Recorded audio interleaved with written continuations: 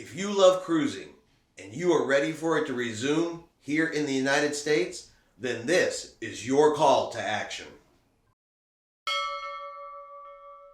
So after months of waiting, the CDC has finally released new guidance for the framework for conditional sailing on April 2nd.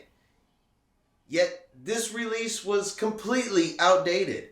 It's overly complex and does not actually have any timeline in it for when cruising can resume.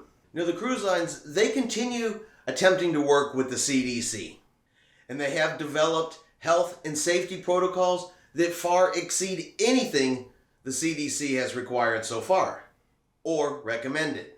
And they have months of proof from sailings around the world that these health and safety protocols are working.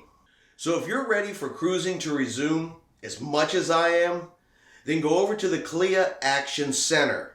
I've put their link in the description below, and send an email to your members of Congress letting them know that the resumption of cruising is an urgent priority and that we are ready to go get back out there sailing. Our emails, combined with the continued pressure from the cruise lines and CLIA, lets them know that this issue is simply not going to just go away. So have you already sent an email? Are you planning to send an email?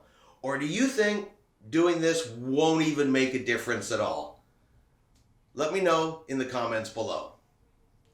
Alright, I hope you enjoyed this short video. Just a quick call to action to get my fellow cruisers out there sending emails to our Congress people and let them know we are ready to set sail again. If you enjoyed the video, let's give it a thumbs up. Hit that subscribe button. It's free to do, and it does really help our channel continue to deliver content.